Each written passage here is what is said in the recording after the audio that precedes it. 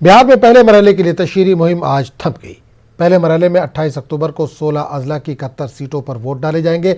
मुख्तलिफ सियासी जमातों के 1066 उम्मीदवार मैदान में हैं, जिनकी किस्मत का फैसला 2,14,06,096 वोटर करेंगे। आखिरी दिन तमाम पार्टियों के दिग्गज लीडरों ने जंगी पैमाने पर इंतखाबी तशहीर की। पहले मरहले में टिकारी सीट पर सबसे ज़्यादा 31 जबकि कटोरिया सीट पर सबसे कम 8 उम्मीदवार मैदान में हैं। पालीगंज असेंबली हल्के में 29 उम्मीदवार मैदान में हैं। बांका, तारापुर, आरा और अतरी सीट पर 28 उम्मीदवार किस्मत आजमा रहे हैं। वज़ीर आला नीतीश कुमार ने वैशाली के जंदाहा में इंतखाबी रैली को खिताब किया। इस मौके पर नीतीश कुमार ने आजानी रघुवंश प्रसाद सिंह के साथ आखिरी लम्हात में हुए सुलूक का मामला उठाया। साथ ही नीतीश कुमार ने कहा कि इन्होंने बदउनवानी से कभी समझौता नहीं किया। और आज जो लोग सत्ता हासिल करने के चक्कर में समाज में फिर से टकराव उत्पन्न करने की कोशिश कर रहे हैं, उन लोगों ने इनके साथ क्या व्यवहार किया साहब, उनकी तबीयत खराब और उनके साथ किस प्रकार का व्यवहार किया, ये बहुत ही दुखद है। और जान लीजिए, इस तरह के लोग किसी को अपना नहीं मानते हैं। इनको सिर्फ और सिर्फ अपने परिवार के बारे में सोच है। पति पत्नी, बेटा बेटी, इसके अलावे और कोई सोच नहीं है। हम न अपराध से समझौता करेंगे, बर्दाश्त करेंगे, न भ्रष्टाचार को बर्दाश्त करेंगे, न सांप्रदायिकता को बर्दाश्त करेंगे। क्राइम, करप्शन, कम्युनलिज्म और ये सब को देखते हुए उसके ऊपर सख्त से सख्त कार्रवाई। और समाज में बहुत हद तक भाईचारे का माहौल आया। पहले कितना विवाद लोग करते रहते थे, आज भी तो कुछ लोग गड़बड़ करेंगे ही, कुछ तो बायां दायां करेंगे ही। हमने महिलाओं के कहने पर शराबबंदी लागू कर दिया तो कुछ लोगों को तो बड़ी तकलीफ है। तो धंधेबाज लोग, उल्टा पुल्टा काम करने वाले लोग तो गड़बड़ करते ही रहते हैं। राष्ट्रीय लोक समता पार्टी के सदर उपेंद्र कुशवाहा ने कैमूर के भभुआ में इंतखाबी रैली को खिताब किया। उपेंद्र कुशवाहा ने वज़ीर आला के ओहदे को लेकर बीजेपी पर नीतीश कुमार को भ्रम में रखने का इल्ज़ाम लगाया। इन्होंने कहा कि इंतखाबात के बाद बीजेपी अपना रंग दिखा सकती है। कुशवाहा ने बदहाली और बेरोजगारी का हवाला देकर लोगों से सरकार बदलने की अपील की। भारतीय जनता पार्टी ने एक साजिश रची है, बात धीरे धीरे अब लोगों के बीच में। नीतीश कुमार जी का नाम भले आगे इन लोगों ने किया है, लेकिन चुनाव के बाद इस बार अगर किसी तरह से गलती से भारतीय जनता पार्टी के हाथ में फिर से सत्ता आई तो नीतीश कुमार को मुख्यमंत्री इस बार नहीं बनाने वाले। सब लोगों को मालूम है नीतीश कुमार। अजीम इत्तेहाद से वज़ीर आला के ओहदे के दावेदार तेजस्वी यादव के एक बयान पर सियासी बहस शुरू हो गई। तेजस्वी ने इशारों में जात पात का कार्ड खेल दिया। एक इंतखाबी रैली के दौरान इन्होंने कहा कि जब लालू प्रसाद का राज था तो गरीब सीना तान कर बाबू साहब के सामने चलते थे। हालांकि इन्होंने किसी जात का नाम नहीं लिया। ताहम इन्होंने आगे ये भी कहा कि हमारी सरकार आएगी तो हम सब लोगों को साथ लेकर चलेंगे। लालू जी का जब राज था तो गरीब सीना तान के बाबू साहब लेकिन सब लोगों को हम साथ लेंगे। जो काम करेगा कर्मचारी सम्मान मिलेगा, जो गलत काम करेगा सजा मिलेगा। सब लोगों को साथ लेके चलना। तेजस्वी के बयान पर बिहार की सियासत तेज हो गई है। नायब वज़ीर आला सुशील मोदी ने तेजस्वी पर पलटवार करते हुए कहा कि बिहार के अवाम इन्हें कभी माफ नहीं करेगी। सभा में नेता प्रतिपक्ष तेजस्वी यादव ने बाबू साहब यानी राजपूत लोगों के बारे में जो आपत्तिजनक टिप्पणी की है, मैं उसकी घोर भर्त्सना करता हूँ। ये वही राष्ट्रीय जनता दल है जिसने रघुवंश बाबू को अपमानित करने का काम किया। ये वही राष्ट्रीय जनता दल है जिसने जब नरेंद्र मोदी की सरकार ने ऊंची जाति के गरीब लोगों को 10% का आरक्षण दिया था, तो अकेली राष्ट्रीय जनता दल थी जिसने इसका घोर विरोध किया। इनकी पूरी राजनीति जो सवर्ण जातियाँ हैं, जिसको ये भूरा बाल साफ करो की बात करते थे, भूमिहार, राजपूत, ब्राह्मण, कायस्थ, उनके खिलाफ किनकी राजनीति रही है। और आज जिस प्रकार के अपमानजनक शब्दों का प्रयोग उन्होंने बाबू साहब यानी राजपूत समाज के लिए किया है। बिहार असेंबली इंतखाबात के पहले मरहले की इंतखाबी तशहीर आज थम गई और इसी के साथ अजीम इत्तेहाद और एनडीए ने पहले मरहले के 71 सीटों पर अपनी अपनी जीत का दावा ठोकना शुरू कर दिया है। जेडीयू के मुताबिक एनडीए कम से कम 50 सीटों पर जीत हासिल करेगी। वहीं आरजेडी का कहना है कि सूबे में नीतीश कुमार के खिलाफ लोग बगावत के मूड में हैं, जिसका असर पहले मरहले के इंतखाबात पर साफ तौर से नजर आएगा। बात कर रहा है कि हम 10 लाख लोगों को रोजगार दे देंगे। पहले घर का जो बेरोजगारी है, ये लोग तो रोजगार पा लिया सब, लेकिन इनको आम जनता से क्या मतलब रहा है। सड़कों की क्या हालत थी, बिजली की क्या हालत थी, विधि व्यवस्था की क्या हालत थी, किसी से छुपा हुआ नहीं है। इसलिए हम लोग अपने काम के बदौलत लोगों के बीच जा रहे हैं और लोगों का बड़ा मुस्बत हिमायत मिल रहा है, पॉजिटिव ये मिल रहा है, मतलब सपोर्ट मिल रहा है। हमको उम्मीद है कि 71 में कम से कम 50 सीट हम लोग का है। देखिए, पहला फेज हो या दूसरा फेज हो या तीसरा फेज हो, ये फेज जो बिहार के इलेक्शन जो है, इस वक्त ये जो डबल इंजन की सरकार है उससे बगावत का फेज है। इसलिए पहले फेज और दूसरे फेज और तीसरे फेज पे हम बात नहीं कर रहे हैं। हर फेज में महागठबंधन लीड लेगी, ये तय। बिहार असेंबली इंतखाबी मैदान में बरसर इक़्तिदार एनडीए के बीजेपी, जेडीयू, हम, वीआईपी और अजीम इत्तेहाद के आरजेडी, कांग्रेस और लेफ्ट के अलावा उपेंद्र कुशवाहा की आरएलएसपी, असदुद्दीन ओवैसी की एमआईएम और मायावती की बीएसपी का इत्तेहाद भी इंतखाबी मैदान में है। ऐसे में सवाल है कि कुशवाहा, ओवैसी और मायावती की तिकड़ी वाला तीसरा महाज अजीम इत्तेहाद को कितना नुकसान पहुंचाता है।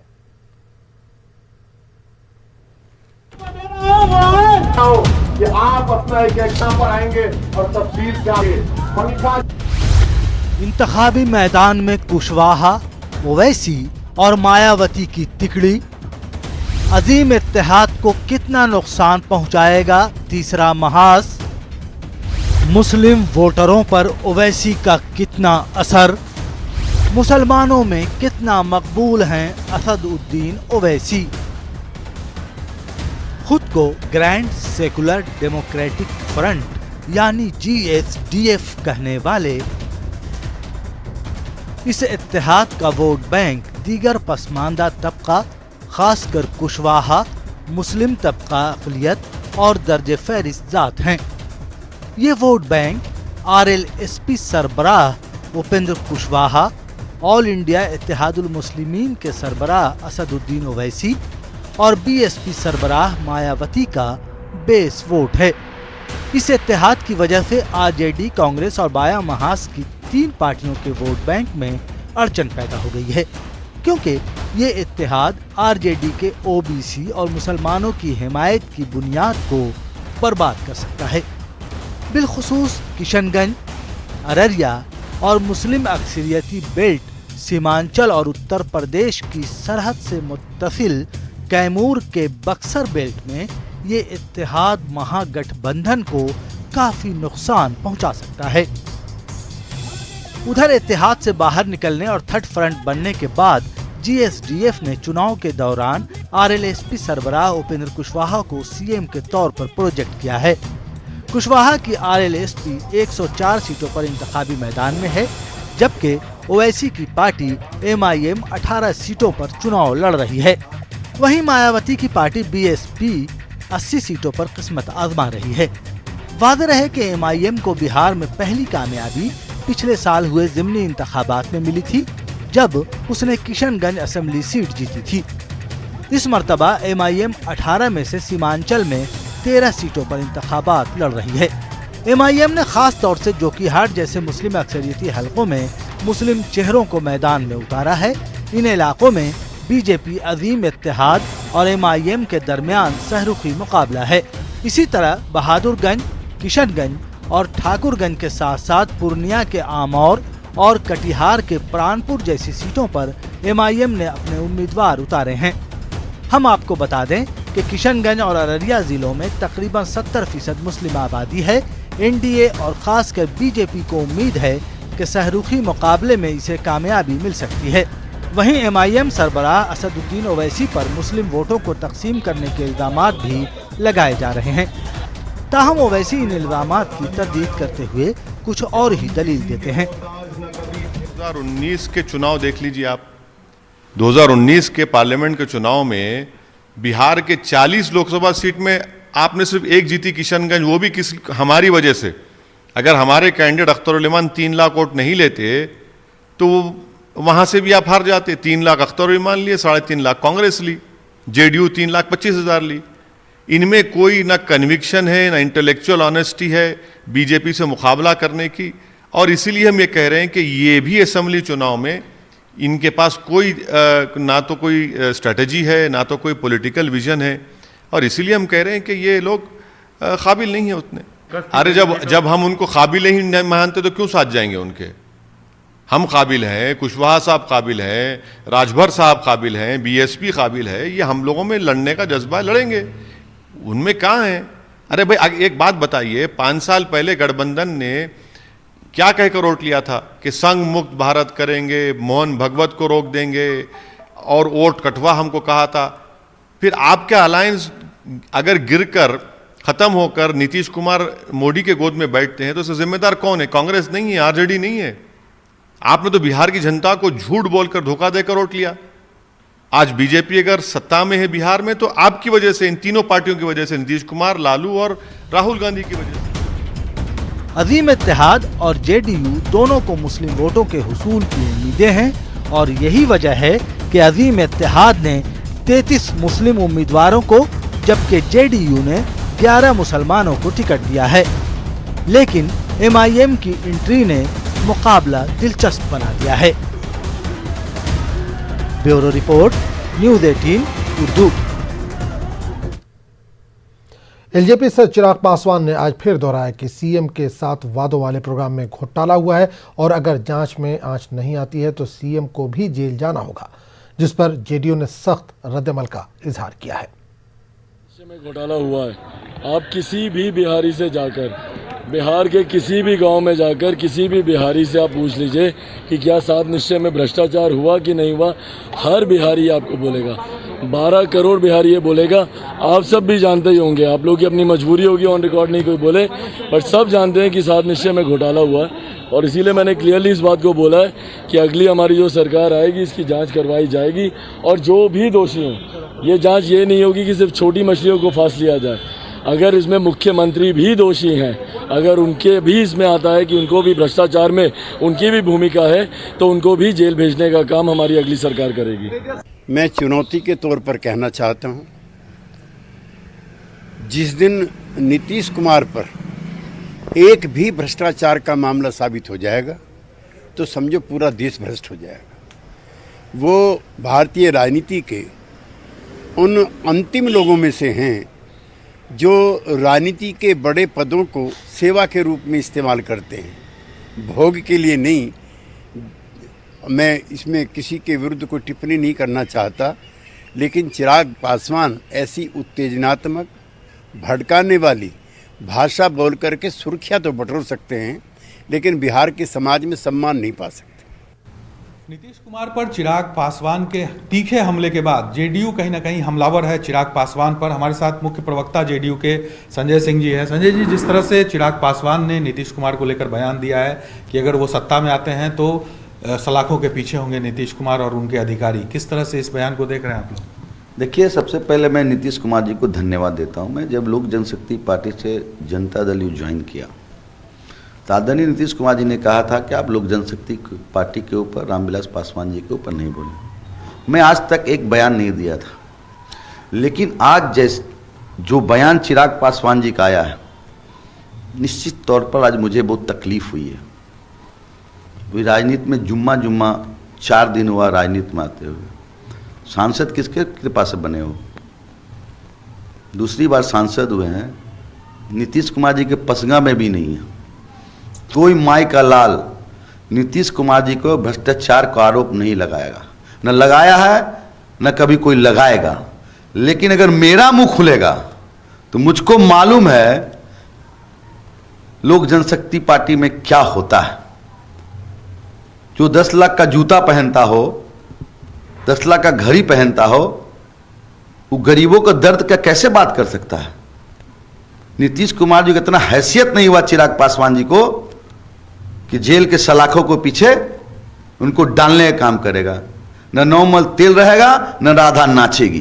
ज्ञान ही नहीं, न 7 निश्चय का ज्ञान है और न 7 निश्चय में क्या योजना है उसका ज्ञान है। जन अधिकार पार्टी के सदस्य पप्पू यादव ने कहा कि 7 निश्चय योजना की जांच हो तो सीएम ही नहीं सभी वज़रा जेल जाएंगे। पासवान जी क्या बोले हैं वो तो मैं नहीं जानता हूँ, गड़बड़ी तो है ही, और एक आदमी जेल नहीं जाएंगे, सभी मंत्री जेल जाएंगे। इस मंत्रिमंडल के लगभग लोग जेल जाएंगे और 30 साल में जो लोग लूटा है वो लोग भी जेल जाएंगे। आरएलएसपी सदस्य उपेंद्र कुशवाहा ने कहा है कि बिहार में बदउनवानी उरूज पर है। इन्होंने कहा कि चिराग पासवान को तफसील के साथ अपने इल्जामात बताने चाहिए। साथ ही इन्होंने तेजस्वी पर निशाना साधते हुए कहा कि प्याज की माला दिखाने से आरजेडी की दाल गलने वाली नहीं है, क्योंकि नीतीश के साथ आरजेडी ने भी अवाम को ठगा है। सच है कि भ्रष्टाचार तो नीतीश जी के राज में चरम पर है, और भ्रष्टाचार के कारण उससे जो मिलने वाला फल है वो कहाँ तक पहुँच रहा है, जांच का विषय होगा। इसलिए चिराग पासवान जी की बातों में कितना तथ्य है, अब जब चिराग पासवान जी और थोड़ा विस्तार से बताएंगे तभी पता चल पाएगा। तेजस्वी यादव कुछ भी अपने को प्रस्तुत करने के लिए कर लें, इससे कोई फर्क नहीं पड़ेगा। हाँ, यह बात सच है कि महंगाई चरम पर है और भारतीय जनता पार्टी के लोगों ने भी, नीतीश जी ने भी ठगा है और आरजेडी के लोगों ने भी बिहार को ठगा है। बीजेपी के रियासती सदर संजय जायसवाल ने तेजस्वी यादव और चिराग पासवान पर निशाना साधा और सीएम नीतीश का दिफा किया है। 15 सालों में माननीय मुख्यमंत्री जी पर किसी भी प्रकार का आज तक कोई आरोप नहीं लगा है और मुख्यमंत्री जी ने हमेशा शुचिता की राजनीति की है और वह उसका पालन करते हैं। इन सब बातों का कोई अर्थ नहीं होता। आबी वसाइल के वजीर संजय झा ने आवाम से वोटिंग में बढ़ चढ़कर हिस्सा लेने की अपील की। इन्होंने दावा किया कि नीतीश कुमार ने तरक्की का प्लेटफॉर्म बना दिया है, इसका रनवे तैयार है और अब बिहार टेक ऑफ के स्टेज में है। साथ ही इन्होंने चिराग पासवान के इल्जामात पर भी पलटवार किया। रनवे से टेक ऑफ करना है, इतिहास वॉच कर रहा है कि पीछे जाकर के मुड़ना है, यहाँ से टेक ऑफ कर जाना है। ये बिहार टेक ऑफ स्टेज में है। सेंटर में नरेंद्र मोदी की सरकार और बिहार में नीतीश कुमार की सरकार। घोटाला करके कौन लोग प्रॉपर्टी बनाए हुए हैं, कौन लोग फिल्म बनाते रहे घोटाला करके, कौन लोग हीरो बन के घूमते रहे, कहाँ से स्पॉन्सर है, कहाँ से पैसा आता रहा। नीतीश कुमार के पास तो कुछ नहीं है, समझ गए। लोगों को पता है, बिहार के लोगों को, कौन ये सब काम करते रहे आज तक, किसका परिवार कहाँ तक। बीजेपी एमपी रामकृपाल यादव ने आरजेडी लीडर तेजस्वी यादव के दावों को मुंगेरी लाल के हसीन सपने से ताबीर किया। उन्होंने कहा कि बिहार में काफी काम हुआ है और कोई भी लालटेन युग में नहीं जाना चाहता है। हसीन सपना देख रहा है, सब सपना चूर हो जाएगा 10 तारीख को। ऐसे ही होता है। थोड़े सरकार ने काम किया है, नीतीश कुमार के नेतृत्व में प्रधानमंत्री जी के विशेष कृपा रही है। आसमान जमीन का अंतर, फिर लालटेन युग में कोई जाएगा? बहुत मुश्किल से एलईडी युग में आ गया है, और फिर कौन जाएगा अंधकार में? बीजेपी रुकन पार्लियामेंट मनोज तिवारी ने दावा किया है कि बिहार में एनडीए के हक में वाज़ेह लहर है और पहले मरहले की सभी सीटों पर एनडीए की जीत हो रही है। वहीं एलजेपी लीडर चिराग पासवान की जानिब से लगाए गए इल्जामात पर मनोज तिवारी ने कहा कि बदउनवानी के खिलाफ हुकूमत बहुत संजीदा है, सरकार खुद इसकी जांच करेगी। के कार्यक्रमों में, सभाओं में आकर के सुनने समझने का, मन बनाने का जो कोशिश किया है, वो संख्या बता रही है, उनका उत्साह बता रहा है कि इस बार फर्स्ट फेज में पूरा एनडीए के पक्ष में है। जो एनडीए है, नरेंद्र मोदी जी हैं, इनका करप्शन पे 0 टॉलरेंस है। तो बस खाली आपको एक साक्ष्य देने की जरूरत है। बाकी उसके बाद की ये एनडीए है, ये जांच भी करती है, निष्पक्ष जांच भी होती है, जो दोषी होता है उसको सजा होती है, लेकिन पर्सनल सिर्फ आरोप प्रत्यारोप के लिए बातें नहीं होनी चाहिए। आरजेडी लीडर तेजस्वी यादव ने महंगाई, बेरोजगारी, गुर्बत और बदउनवानी पर एनडीए पर निशाना साधा। इन्होंने कहा कि छोटे कारोबारी तबाह हो गए हैं, मईशत की हालत खस्ता है, जीडीपी का ग्राफ लगातार गिरता जा रहा है, प्याज की कीमत आसमान छू रही है, किसानों की हालत अबतर है, लेकिन इस जानिब तवज्जो नहीं जा रही है।